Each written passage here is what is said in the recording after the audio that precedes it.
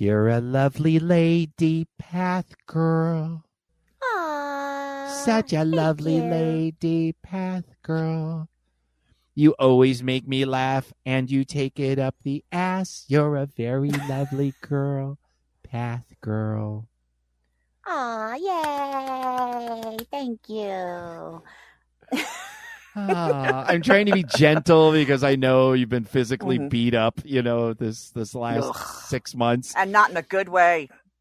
No. So we just, everybody in Perverted Podcast Land, we just have to be gentle. Everyone get out your, like, a nice warm towel and maybe some lotion and, like a little thing to pat her head. And we're just going to gently carry your bust-ass crippled body into this episode of Perverted Podcast. Am I a good girl? Do I get cookies? You are a good girl. You're a good girl, Path Girl. Just don't die. Just not yet. We just can't. We're just not. Let's just get a few more shows. Creepy's like, Creepy's like, hey, when we get to show 500, here's what we got. I go, 500? This is 450, bro. We ain't gonna make it. We can be circling the track. Let's not jump. 450. See, with Betty. With Betty White, they told her, oh, look, Betty White's going to turn to 100. And they released the freaking issue of People magazine. And what happened? She died before she turned 100. So he's like, we're going to get to episode 500. No, we're going to die before that. Just gotta die. Which, to be honest, Betty White dying at 99, knowing that all this hype was going around her 100, that's a joke. That's her last laugh. That's like, haha, I got you. You guys thought you were going to have some big, dumb celebration and, about me being a ha-ha. I think it's apropos. Apropos, let's get into a show. The show you're about to hear is for mature audiences only. Viewer discretion is advised. That means you don't have to listen to it. But if you're curious, here we go. 1, 2, 3, 4. Do you feel your sex life is quite lame? Perverted Podcast. Scared that your desires might be strange? Perverted Podcast. Well, come and join our kinky world of play. Perverted Podcast. Betty White, if I had a dick, this would be the time I'd be telling you to suck it. That was a Betty White quote from a movie. I think it was a crocodile movie. Yes. You missed something. Whoa. Hello and welcome to Perverted Podcast, a show where we explain stuff about Betty White. Recording on Zencaster, where I'm sorry I have not matured past the point of making everything into a sexual innuendo. I'm Path Girl and I'm pissed. How you doing? Hi. Can't believe. Why would you be upset about everything being a sexual innuendo? That's called having a life. And no, I said I'm sorry that I'm not past the point of everything. If somebody says balls, I'm like balls. That's what's wrong with that. What is wrong with that, though? Nothing's wrong with that. That's what this show is. That's why we have 10, 15, 20 listeners. A plethora. Okay, we have a few more than that. All right, so I'm assuming that there's been no schnooky time because you've been all broken. No, I did have some schnooky time on Sunday. Actually, Adonis came home from work. I wasn't doing so great. Actually, my brain chemistry was off, so I normally send him a good morning text. Hey, how are you? I love you, blah, blah, blah. So he comes home from work. He goes, you've been awful quiet today. And I was like, yeah, I'm sorry, my brain, blah, blah, blah. And, we talk for a few minutes, and then he goes out to smoke. He goes, hey, what's the chances of you being in naked by the time I come back from smoking the cigarette? I'm like, sure. Pretty good. Pretty damn good. You go good. smoke. I'll be right back. And boom. Scooting off to the bedroom I went, stripping clothes along the way since we didn't have any children in the house. So yay. She got a little ground and pound going on there. It was more of let's just say a grind and I don't know what to call it. It was softer because he even went to grab for my throat to kind of squeeze on it a little bit. I was like, no, I want the soft stuff. I want the soft stuff. So, but it was very nice. It actually reset my brain chemistry, which is also wonderful because especially all of us subby people know that you get those wonderful release of all those wonderful oxytocin and all that stuff. So after about an hour, my brain is like, oh yeah, I remember this. This is nice. So Girl, for the I rest of married the day, this guy. It wasn't anything with him. It's just, my brain chemistry every once in a while, like I'm running around in circles like I'm on fire, and the other side of my brain's going, the fuck's your problem? And I'm like, yeah, it's gonna be one of those days. Yay! My brain is inside out. Seriously, I have all the people in the different control room, and just Well, you got to fuck them back in their chairs, man. That's exactly. You got that's. I mean, we've been talking about this for 11 goddamn years. Sometimes whenever you get, I mean, even if you don't feel like it, you got to push the mojo.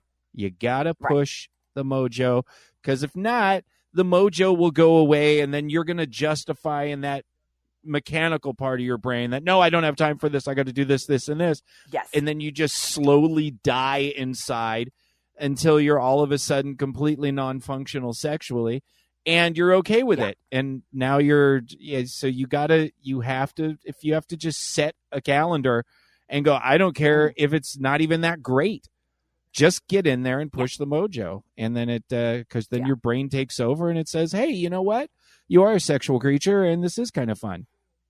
So I think it's good that you did that. Physically, and even physically, like, hey, my back is killing me, I can't have sex, but hey, we can like mutually masturbate each other, or you can watch me masturbate or whatever. So it's just, but yeah, it was I needed that reset in my brain. And then just, the next day I kind of like thanked them. I'm like, hey, remember how you said my brain was bad? I was like, you reset my brain. I'm like, thank you. You're so awesome. He's like, good, tonight it's anal. Is it bad to get cum in your eye? Is it safe to set balls on fire? Avoid the things you regret. Get advice, better yet. Let our failures be your wins as we discuss kinky topics off Reddit. All right, so we got this topic, and I love it when people are like, advice on an uncommon fetish. And I'm like, this is not that uncommon. This is actually I had to read it because I read it once or twice and I was like, did I miss something? This is kind of common. Yeah, this is actually relatively well, and I think what it is if you're not in a lifestyle where there's a lot of stuff going on and a lot of different people and a lot of different people doing a lot of different kinks and stuff like that, then there's that thing in your head that kind of tells you, oh, this is weird, this is deviant, even for deviants, and you can actually get in a trap with that. And that's one of the reasons why it's great to have losers like us hanging out with on Perverted Podcast that have been around a bunch of stuff and being online and in the groups and hearing all the different things that people do. Because sometimes with that, oh, this is an uncommon fetish, usually a lot of our programming comes back with, oh, there should be shame. Maybe you're doing something wrong. You shouldn't be doing this. Because obviously it's so crazy, nobody does it. But this is actually, you're going to hear most of our longtime listeners are going to go, yeah, this is actually is fairly. It's not my thing, but it's definitely a common. Me, a female top, she's a female top with more than 10 years practicing BDSM, gave a female sub a shot. It's the first time I have a female sub, and it's been amazing. Really, she is great, and we match in almost everything. That is, first off, right there, you're in a win. Yay. This can only be win from here on out. She has an uncommon fetish, though. She likes to have me choose the people she'll be with in certain occasions. As an example, once she asked me to take her to a party and choose a man for her to hook up with and what she said to do with him. There were limits imposed by her, and I respected them all. She actually loved it, and it all turned out smoothly this and another few times. So they've done a few times. The point is I find it very hard to dominate her in that manner. I have a lot of respect for my subs and take my place as their owner with a lot of responsibility. So this thought of choosing a bad man, potentially, morally speaking, or putting her in danger always comes to mind. She wants to do it again. Like I said, I've done it before and I enjoy it. But I wonder, have any other tops gone through such an experience? Do you guys have any tips concerning my worries and how to do it better? Thanks.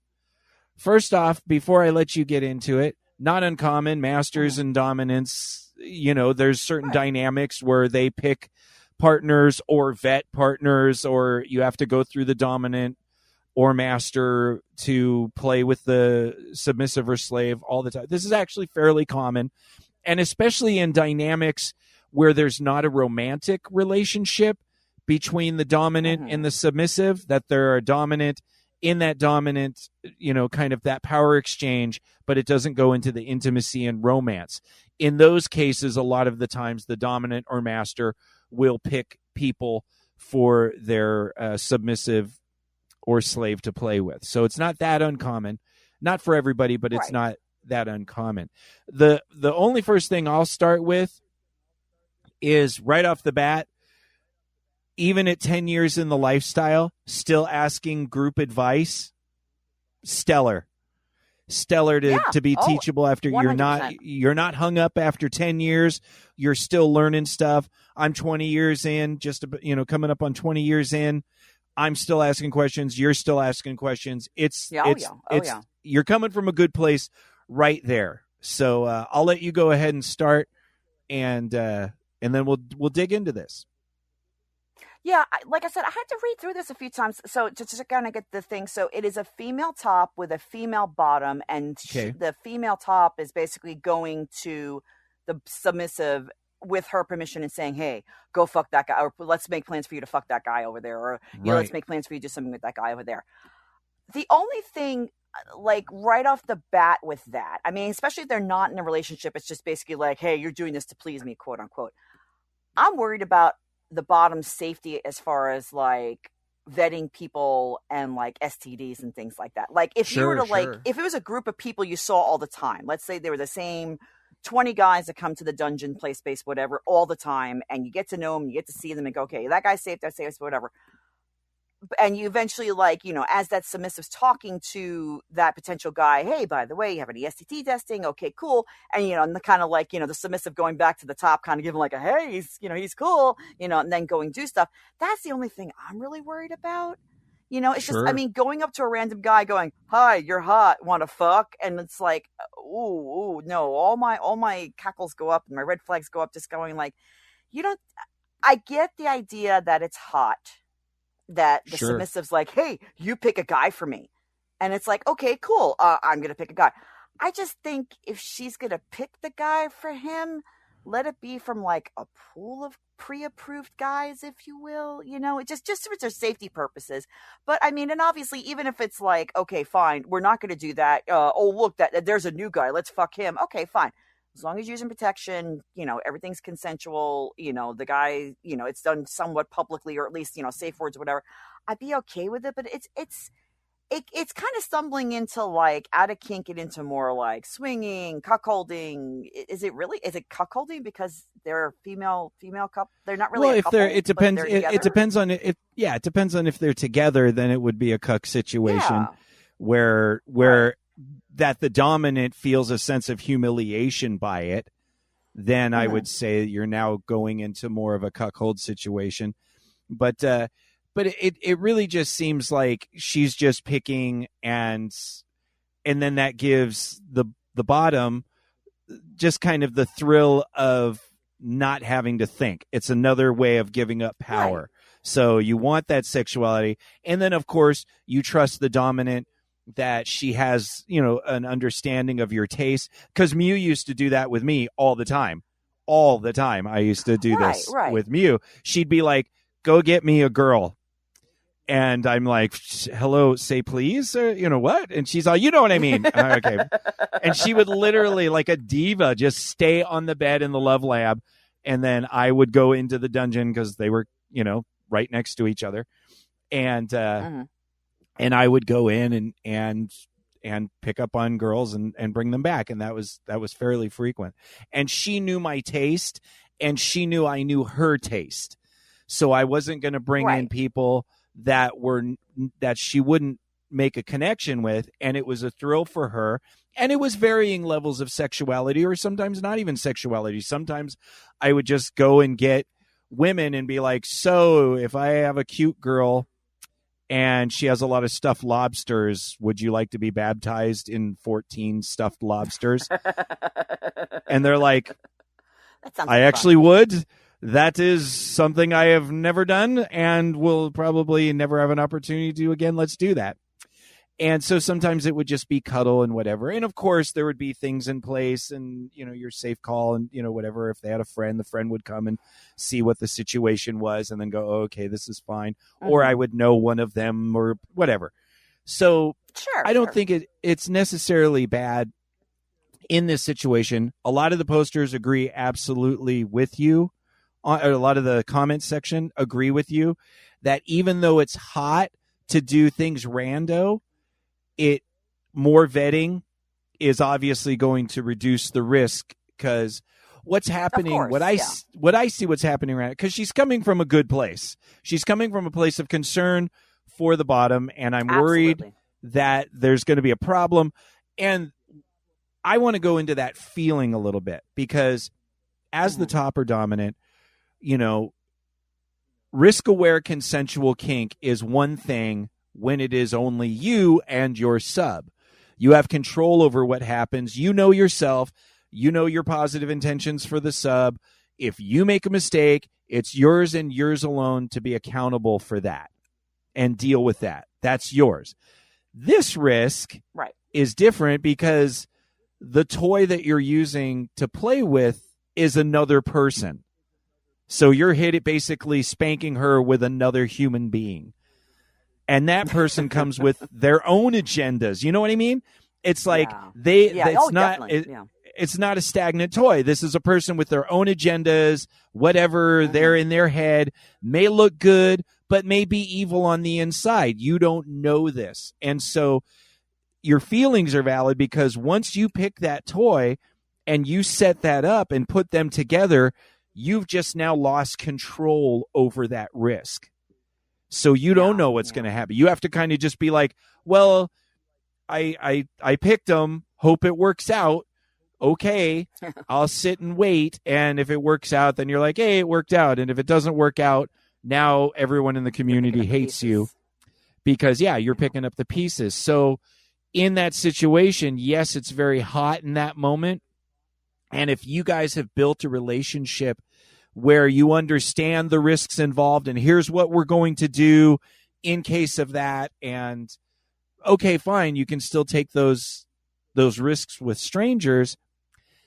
But until you build this really well, if this is a relatively new relationship with this submissive, I would surely just do more vetting, people you only know, have a pool of people that you know of, maybe give some heads up, and maybe role play that they're strangers, which is still hot. And it's still, no matter what, it's still going to be hot. Your dominant is still picking somebody for you to play with and saying, this is who you're going to play with, and you're going to submit to that. So there's still all the tingles of submission and power exchange going into that, but it is a little less risky because you don't know. Because especially if, some people are really good in a conversation for 5 minutes, and then 10 minutes later you find out, you start seeing the cracks in the story. So that Shirley, go ahead. No, I want to circle back to something you were saying about, because I know you used to do this with Mew, and Mew was always like, oh, go find me a girl. And you guys were in a relationship together, and it's just like you said, you know what she likes, she knows what you like. And you as the guy, or you being in the relationship, I think it would be easier for you to kind of go out into the dungeon and go, okay, there's 25 girls here. Out of those 25, I know 15 of them. 5 she doesn't like to play with, 5 are her type, and 5 she's kind of like, maybe sometimes. And then it's like, do you take the risk of going after those 10 that you don't know, and then possibly having a great experience, possibly having a crappy time? Or do you go to your set standard of, and do you, I think also, like, would you disappoint Mew? Like, let's say you play with this girl all the time. Her name is Amy, for argument's sake. And it's like, you have Amy, Bobby, and Jody, for argument's sake. And it's just like, oh, he grabbed Jody again. Oh, what a surprise, kind of, versus like, ooh, I haven't played with her before, kind of. I'm just kind of on the fence about like, I understand like pulling from the let's say there's 10 guys, and okay, you can pull from these 10 guys because we know they're safe, we know they're, STD checked and what have you. Like, would the submissive feel like a disappointment, if you will, where it's like, oh, he picked her again, oh, I've played with her again, or playing with that guy again, versus, and then also like the top letting down the sub, well, I picked this girl again, we've played with her 20 times, I didn't pick anybody new. You know what I mean? That can, sure. I mean, everyone's entitled to have whatever feelings of disappointment or happiness or question that they have. That's just a human thing, and that's hopefully what the conversations in the debrief are going to be about, those post conversations. Here's what we did. And, the last couple times, I was kind of hoping you would pick something new or whatever. Okay. Well, first off, you put me in charge of this. So I took charge of this. That's why I get the D on my chest or the top, whatever. So I picked. So I get. That's what the power exchange is. So I picked, and so I understand that you would like. So before that, let's negotiate differently. That what you're requesting is that I pick somebody more like this, and let's talk about that. If that, and once again, there's some dynamics where whether it's a disappointment or not, it really depends on what you want. If the goal for the submissive is a power exchange, they're not going to be disappointed whoever the top picks because they've given that power. Part of what gets them high is giving that power and control to the dominant and not having to think about it. And it does. And even if if you're going to let something get to a point of heavy disappointment, you haven't been communicating the whole time. You could very easily be like, oh, we played with that person a couple times. Can we get someone new? Yeah. Can we not still play with her again? Yeah. Yeah. It can be in a fun way. It doesn't have to be like, okay, you didn't follow my fucking list, and this is what I had in mind. Because if you're at that point in the relationship, you have some other stuff to work on before you're bringing in other people into the bedroom. Yeah. And because it's not for everybody. It's just not for everybody. There's a lot of relationships where this never goes down. I sure the fuck didn't do it with dudes. That's, that's my limit. One penis policy. Yeah. I have a personal limit too. So everyone has their thing, and that should be negotiated long before you start taking these kinds of risks.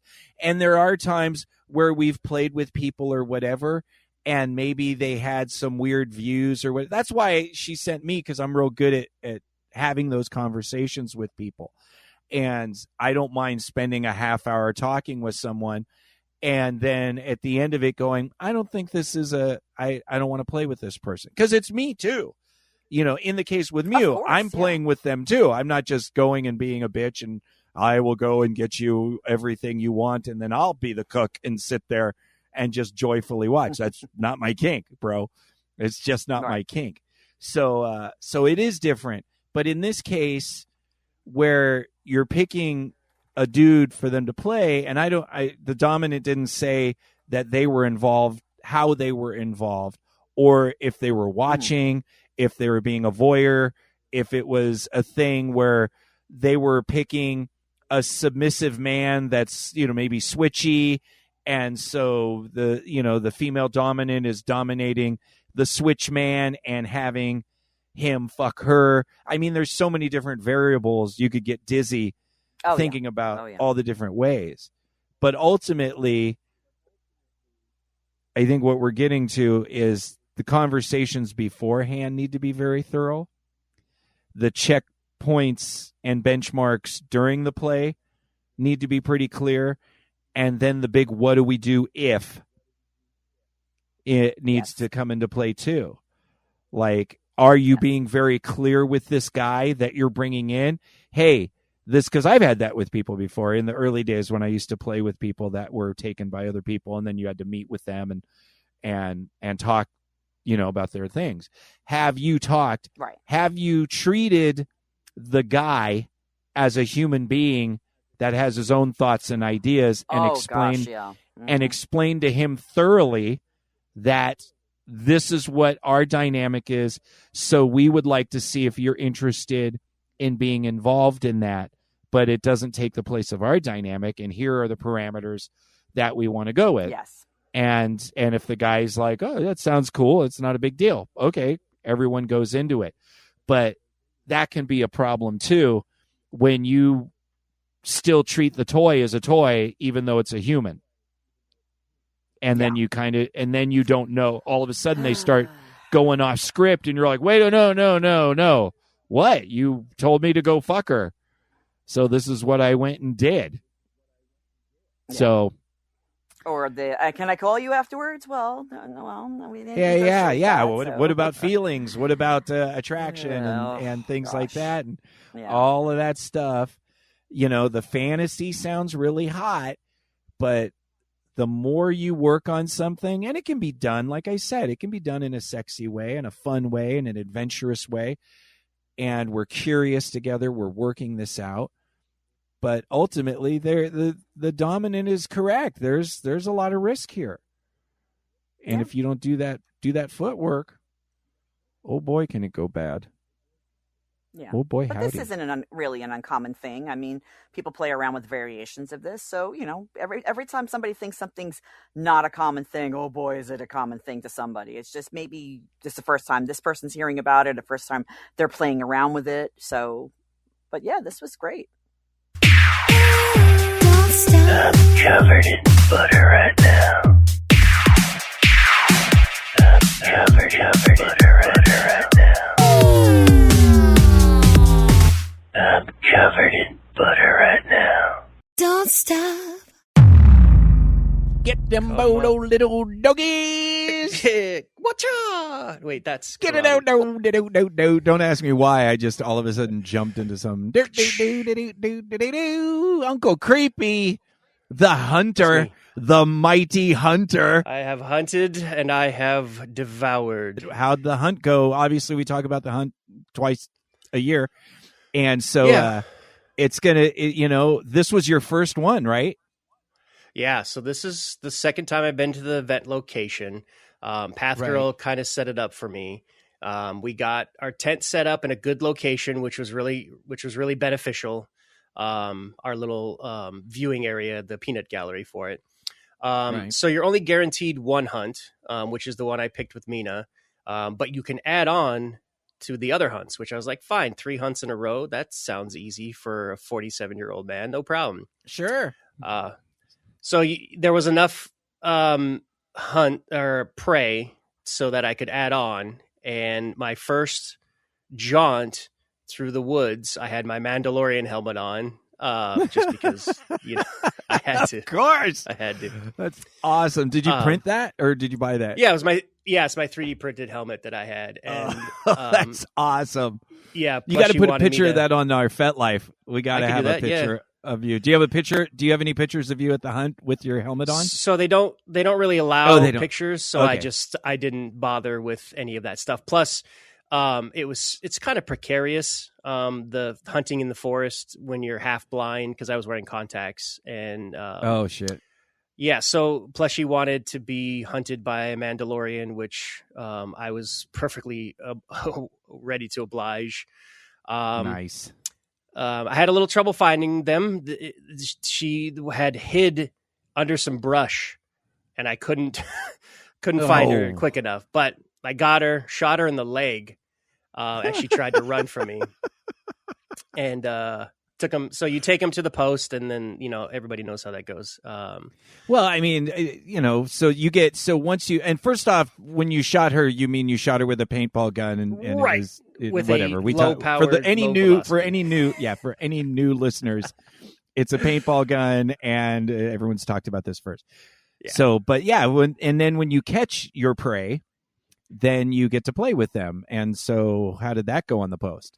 Yeah, you get a couple of options. You can go back out and gather more prey, or you can take them to the post, and you get kind of first dibs on whatever implements they pre-negotiated with the event. And you can also hey, I have this crop that I use. Would you like that? And they look at it and they go, hell no. Or they go, sure, absolutely. Sure. And so I took plushie, I tied them up to the post, and it was fun because a lot of people are there just to play with the prey. Right. I did a couple of swats, a couple of fun times, talking shit and teasing them about getting captured and stuff, and keeping them cool because it's pretty hot. Right. And yeah, they had a lot of fun with that. Immediately following, though, was heat number 2. Oh no! And this is when I started to feel my age, because it's about 30 minutes between the start of the event and the end of the the post hunt thing. And so Dawn was up, and she's a severe masochist. She's like a little shithead. And she ran out into the forest wearing this giant green and purple tutu. But I was very like camouflaged, very well camouflaged. Yeah, not at all. She didn't. Yeah, blend right in, like a freaking octopus on coral. Yeah, she was. Yeah, but being slower than I wasn't able to run fast enough, and there was 2 ahead of me. So I was like, "Fuck!" And they were heading straight for her. But because she wasn't the game master's like bonus target, the guys that were in front of me were looking for that because you get free swag if you get that target. So I went straight by her at first, but then I saw her little fucking tutu, and she tried to run as well, and got her tutu caught in the underbrush, and I got her. I can't remember where I shot her. I think I got her in the back, right in the back, because they all waited till I ran past them before they started giggling and were like, "Fuck you, creepy," and so they wanted to get caught, is what you're saying. Especially Dawn, so because she's on the free market now. She was with somebody who didn't allow her to play with anybody, so there was a line. People wanted a piece of her ass. So she wanted to get caught. Great. I dragged her up. Each one of them, I cut their panties off as a trophy for my own personal collection. So that was. Did you hang it? Did you tuck it into your bandolier? Yeah, I tucked it into my pockets. Yeah, I tucked it in my pockets. Carried it around with me. Gave him a couple sniffs. And so one of the things that was really funny is the implements people have when they bring out this stuff. One gentleman that knew Dawn had a fucking stop sign. Like he found a down stop sign paddle. It's a full American style stop sign and part of the post that he'd cut down. And when you hit somebody with it, it just goes bong, and that's fantastic. And it just covers the entirety of real estate. Yep. It covers it all. The entire ass. There is no untouched cheek. Nope. At that point, you're getting spanked with a stop sign. That's, I can imagine that's probably pretty heavy. It was heavy, but this is a big guy, so he didn't have a problem. Okay. I was very envious. This is the part where I go to these kind of events because I look at the implements people have, and that's what really gets me. So Dawn had fun. She had a lot of people that were lined up for her that just were pent up and ready. So she got it pretty bad. So I was fucking with her. I was pouring cold water all over her and messing with her and all this stuff. So that was a lot of fun. And then the third and final, the big hunt, the one, the one with Mina. And as we gathered, she's looking over at me and she's talking mad shit. And I'm like, whatever, I'm going to fucking, you see this going up your ass, and I'm doing all that. And she gets named the game master's prey, like the target. And she just looks over and like all the reality set into her little head because you're supposed to be the last one. You're supposed to be the one that hides the best. And you aren't supposed to get caught, which is great for Mina because she's such a light masochist that the post wouldn't be, too wild for her. She's not getting hit by a stop sign. That's for damn sure. Yeah. So I go out and, there's a general area where I said, if you want me to catch you, be in this area. And I'm looking, I'm like, this little fucking shit, she went to the wrong spot. And I'm running past, and I hear like a giggle. And I'm like, what the fuck? And I turn and I walk back. I'm not wearing the helmet or anything. I had just the paintball mask on. And I walk back and I'm like, what the fuck? And I'm looking around and people are passing by and I can't figure out what I heard. So I turn to walk again and I just hear, hee. And I turn around and I see a fucking shoe in a goddamn tree. And I look up and Mina had squirreled up into a tree. She put a branch so that she could climb up, and she's halfway up a fucking tree hiding, like hugging the tree and hiding. So I was like, you little shit. So I grab her and she wanted to be carried out. But after the third heat, there was no fucking way. So I had her over my shoulder and I brought her down around the thing. I tied her hands with those little handkerchief that she wanted. I didn't shoot her, but she's like, you didn't even shoot me. And I was like, well, run, 30 feet ahead. And she ran and I beat her. I think maybe shooting her while she's halfway up a tree might be, that jump scare might be a let go moment. Like you getting shot in a tree. Time. Yeah. But you know what I'm saying? But when that thing zaps you in the ass, you don't want her to be like, ow, and then fall out of a fucking tree. I don't know, man. I'm pretty much, she asked for it. But yeah. So I got her. So I got her right in the top part of the ass cheek, which was great. And that was kind of payback for being such a shithead. And I got a reward for catching her, put her to the post. And, she had softer implements that she had, but she really had a lot of people who were like, oh, you're only into light. Let me do this. I'll do like these scratches, or let me do like this. I have this brush that I can use. And a lot of people were ready for not just heavy masochist, heavy impact people. So it was really cool to see that people weren't there just to fucking wail on somebody. Well, that's just smarter play, because there's, everyone likes different levels. So, mm-hmm. you catch more flies with honey than vinegar. And God damn it. So the hunt kind of went over. Donis went out a little bit. Path Girl was hanging out, having fun. We all watched all the other events and stuff. And then at nighttime, the party happened, which was really great. I didn't have too many scenes because I was so fucking tired. We all took a nap. But you had a great time. Yeah. And but you had a great time. Yeah, and I'm glad I went. I'm really glad I went.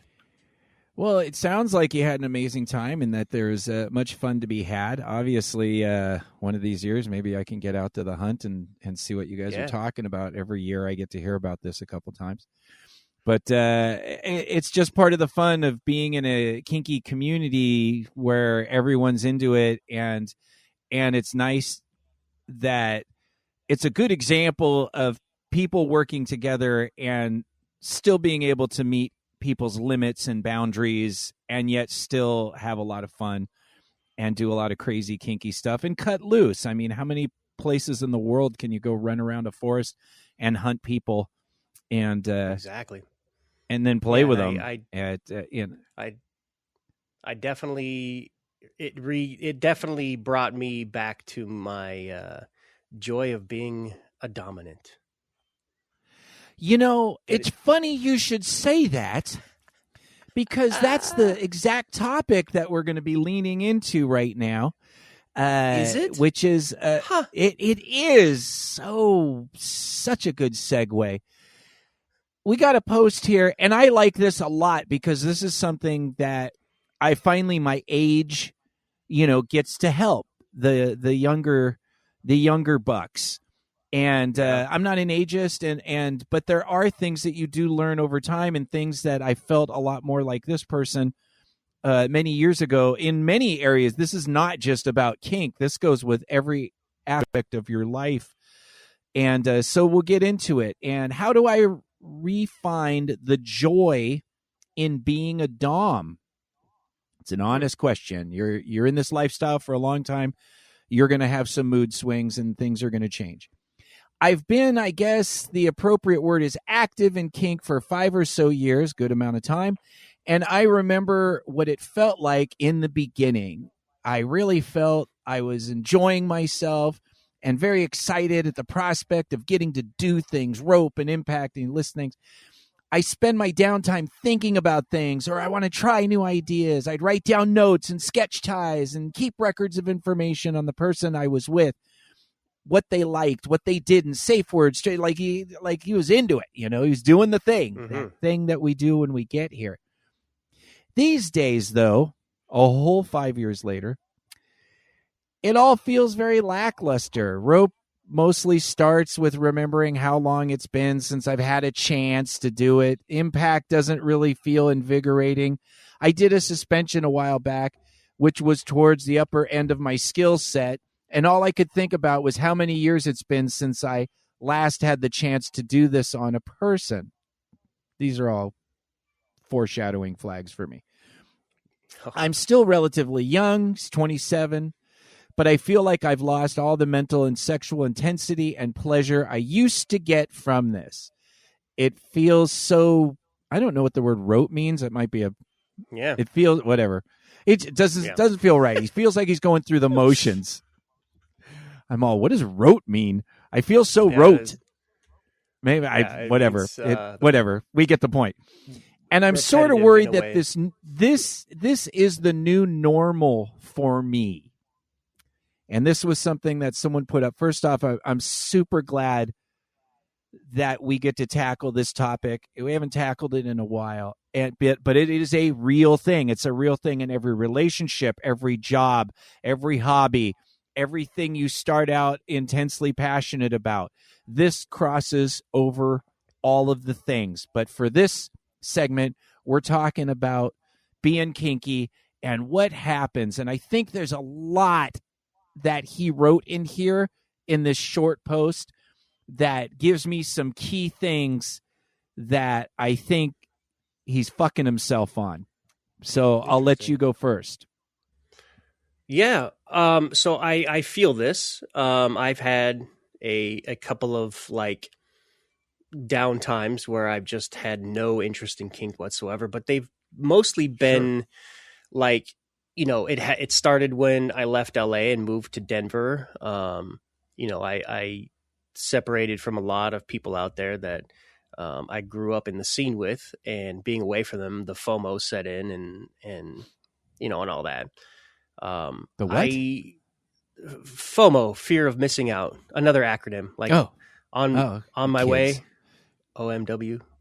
It's just okay. Yeah. Okay. Good. I'm with you. I just need to know. And fear of missing out. I think fear of missing out. You're on the trolley now. I think I can't think of any time in which it didn't spark joy for me. I think there's been times where I felt this way, but just not like I've always wanted. Every time I do a scene, I want it to be the best ever. It's got to be the greatest that the person I'm with has ever experienced. And I go all out to kind of create this scene. And that created a lot of burnout for me. Sometimes it just got to be too much. And when it didn't work out exactly the way I had it in my head, I was like, well, fuck this. I don't want to do kink anymore. I'm no good at it. I'm terrible. Meanwhile, the bottom's like, oh my God, that was the best that's ever happened. I just masturbated like 60 times and you're great and awesome. I was like, whatever. It didn't, that one candle didn't blow out when I wanted it to. So the fucking scene was ruined. And they're like, what candles? So yeah, the part that gets me here is I'm seeing burnout over like I don't know, like instead of letting these, as it says, the fires burn out, just keep a small smolder going. Don't do too much with throwing gasoline on that fire. Just do a couple of easy scenes.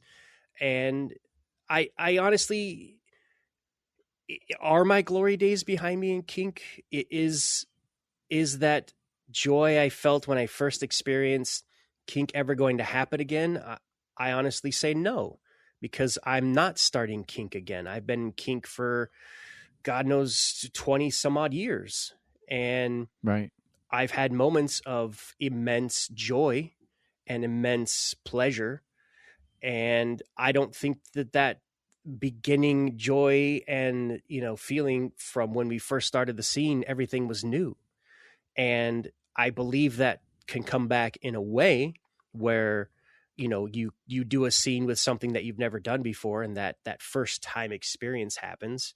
When Dawn mentioned the blowgun, I was like, oh, I've never done that. I don't know if I can. And then I was like, well, fuck, I've never done that. Can I do that?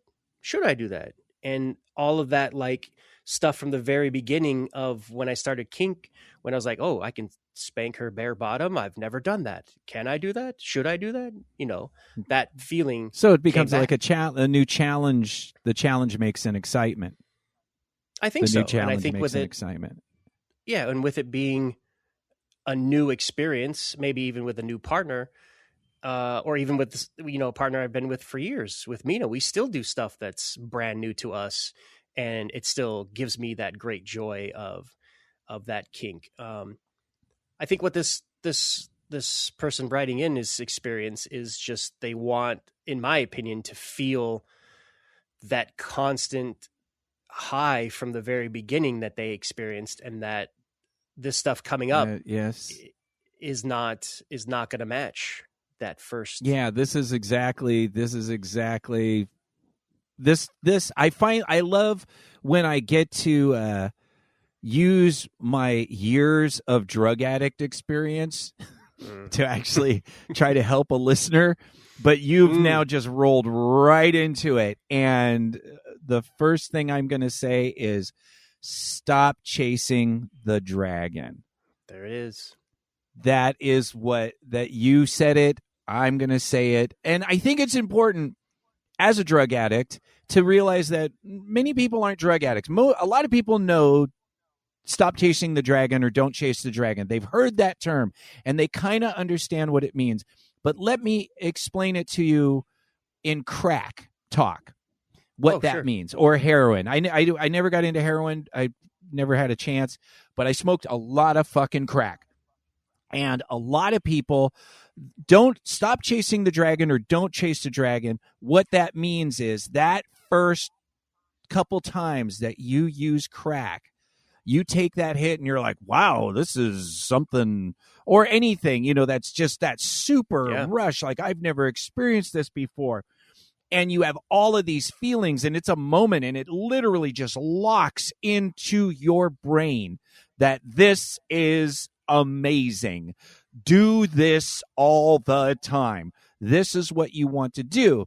And the problem with that is, once you've done something, it immediately is no longer new. And once you've done it as far as a drug or an experience, once that dopamine, all the adrenalines and neurotransmitters release, they will never be the same, because physiologically you are changing all the time. We are almost completely new cells in our body every 7 years.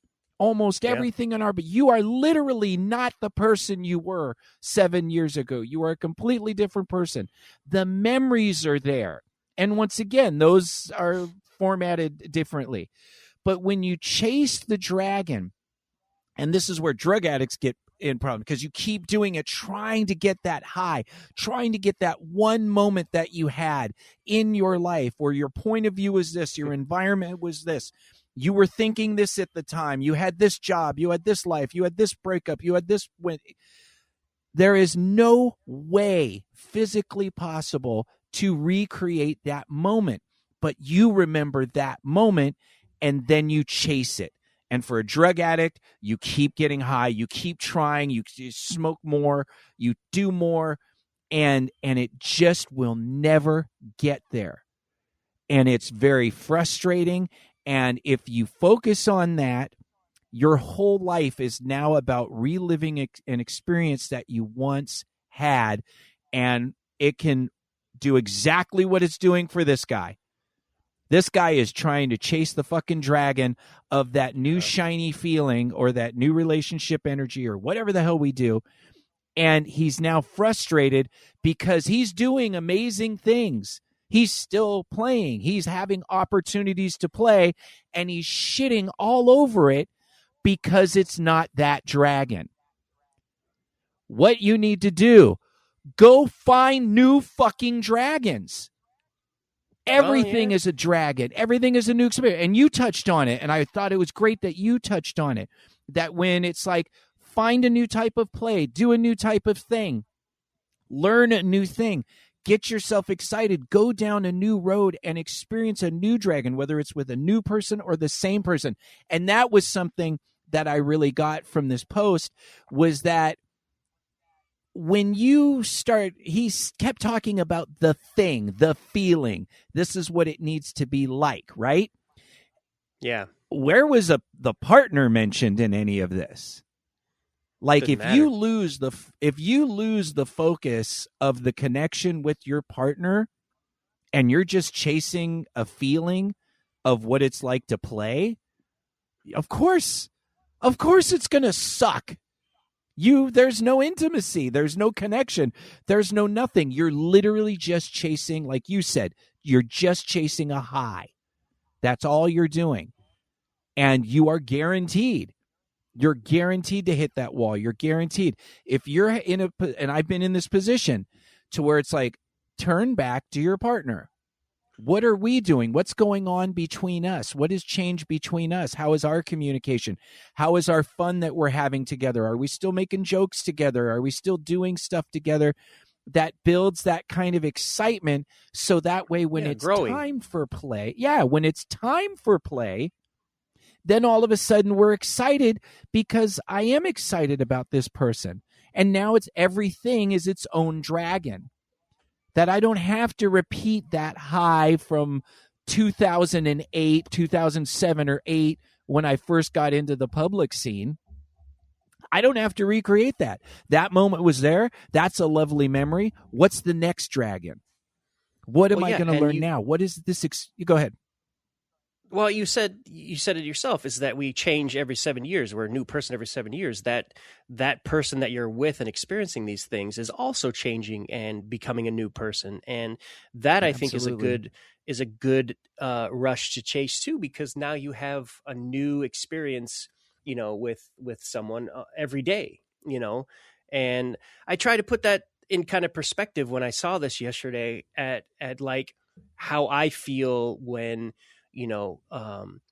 I'm with my newer partners and keeping that fire alive with the partners I've already been with, and showing them, that the fire still burns in me and that it burns for them as well. And I think this will also help this poster getting that fire back. And that's by showing, others around you that it's still in you, and that will, create joy with your partners and those you play with, and they'll want to challenge you and bring new things to the table for you because you're a good player and you're like somebody that they can trust and bring these new experiences with.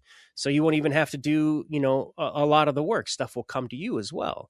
And you can chase that dragon, as you said. I completely agree. And it's not even just doing new kink things with your partner. Yeah. Like, pick up a new hobby with your partner. Do something like go on a hike, or we've never gone to this lake, or we've never gone to the ocean. Do something. Start a new little adventure with your partner that excites both of you. And then all of a sudden, you're going to start getting those chemicals are going to start resurfacing that make you excited because you're in an adventure. When a mind is not curious, it just goes into autopilot. That's what it does. I mean, we don't have to think about tying our shoes anymore. We don't have to think about the way we drive to work. Change your point of view with your partner, and you will develop that curious part of your brain to open up again. But if you because we get to that, especially, when you start to get older, you've had the same job a while, you do the same things, you know everything inside and out. You don't think about things. You're not using that part of your brain that makes you eager, because there's nothing to be eager about. You know how to do it. You know how to make that food. We go to here. We do this thing. We fuck for 5 minutes. It's safe. I shoot a walk. It's safe. Yeah, everything. It just becomes very monotonous. And to change your point of view and for your partner to change their point of view and then you to interact with that is what builds that curious part of your brain to open up and start solving puzzles. And that's where kind of that excitement comes from. I don't know if this is going to be a good one, but I've been saying this for a very long time. If you keep 1 foot on yesterday and you keep 1 foot on tomorrow, all you can do is poop on today. Wow. That is an awkward squat too. Yeah. It's an awkward squat. But I've thought this has been with me for years and years and years. If you are not staying in the presence, and obviously you're going to go into a million philosophical discussions about being in the presence. Obviously, it's very Eastern, because in Western culture, we're very much whining about the past, lamenting the past, and being anxious about the future. That is a very American thing. That there are so many people, they're stressed. Oh, I'm not going to be able to pay for this. I'm going to be homeless. Oh, shit. Oh, my parents were so shitty in the past. Blah, blah, blah. What do you have? You have no energy left to even deal with the present because you're completely not living in it. And in this guy's post, he was constantly talking about the past, the past, the past. All you can do, of course, you're going to shit on today because you have no energy left. You're spending all your energy whining about the good old days or freaking out about what's to come.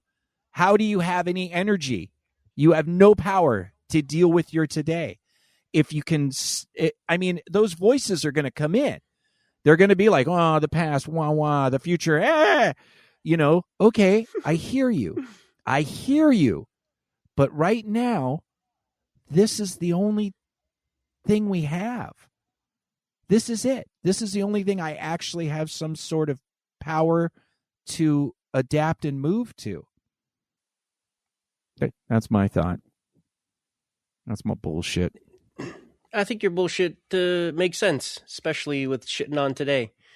I've tried to be a lot more present with my partners.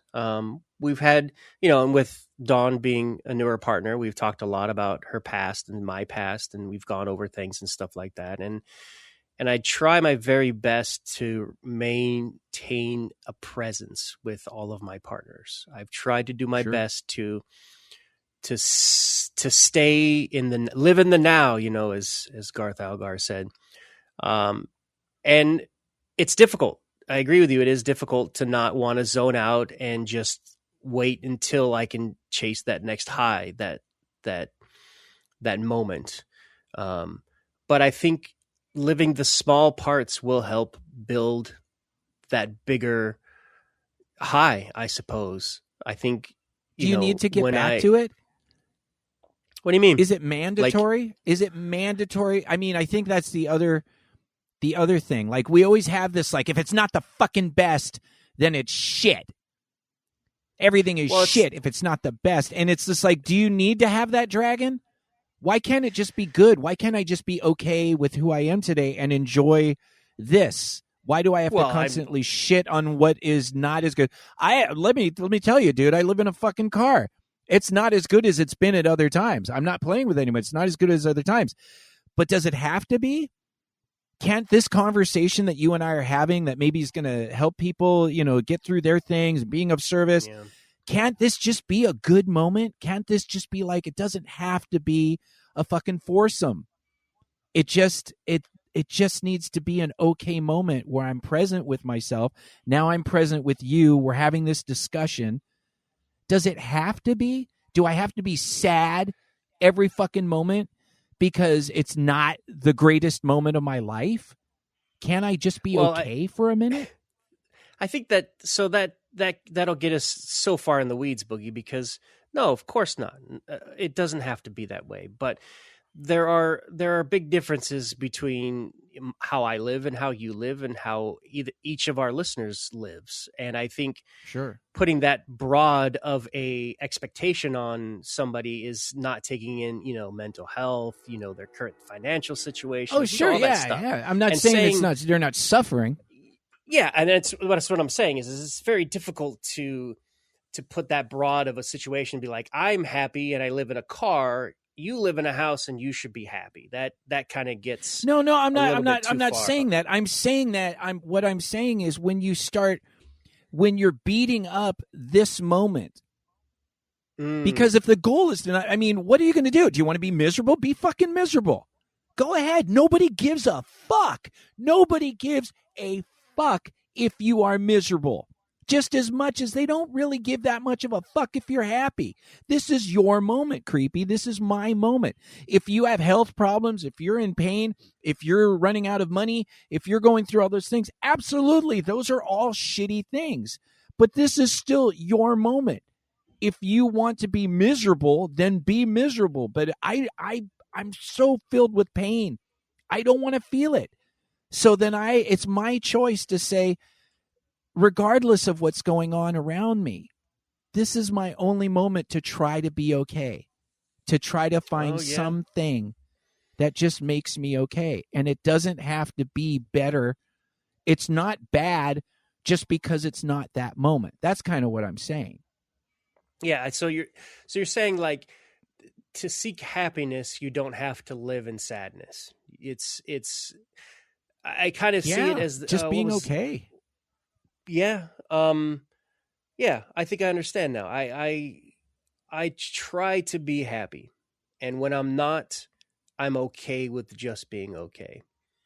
I don't get sad like I used to anymore. Yeah. Or if I do, it's so fleeting because of being able to be like, well, I'm not dead. So that shitty thing I just went through, I survived, and that makes me happy. I experienced something that I never experienced before. It brought me so low. It made me feel miserable. And I think that's what, and you know, I saw Spike the other night at a play party, and she was having fun, and she has moved on from me. And at the time it really hurt me. It made me feel very sad. But now I just see all the happiness we had. All that kind of stuff made me feel bad that it was all gone. But I was like, it's not. It's still there. It still happened. All those memories, all those good memories happened. And now I get to chase that dragon of having new memories with her. You know, even though, you know, it hurt me, it still shows me that I was happy and that I can be happy again. And I can be a good dom. Even if it didn't work for Spike, it doesn't make me any less of a good dom. It just didn't make me the right dom. That's it. Yeah. And I think absolutely this guy could learn from that. And I think that what we talked about really should help those that, you know, may listen and feel the same way, because I think it happens to all of us, man. And getting happy, I think everything's changing, is a lot. Yeah, getting happy is a lot more difficult these days, but it will pass, and you will be happy again. Then. Okay, now we got to end. We got to end because we can definitely, just like you said, go into the weeds on this fucking philosophy shit. Yeah, I'm telling you, man. But just find the small things, like you said. Be okay with being okay. That is the end of show 450. Thank you so much for joining us. If you have any questions, comments, or topics you'd like us to talk about, please reach out to us at pervertedpodcast@gmail.com or find us on TikTok and Instagram under the name Perverted Podcast. And on FetLife, there is both a group and a page. Please help support the show by liking this episode and subscribing to the show. And don't forget to share the show with your friends so other kinksters like you can find us. And if you want to support the show a little bit more, please go to our Patreon at patreon.com/pervertedpodcast and sign up for our $5 if you give a fuck level. When you become a pee-pee sugar zombie, you get our show a few days early. And of course, you get our exclusive half a pee-pee episode where all three of us together and talk about all kinds of weird things that we don't only have for our patrons. And of course, love and smushy kisses to our patrons around the world. Your support means the world to us.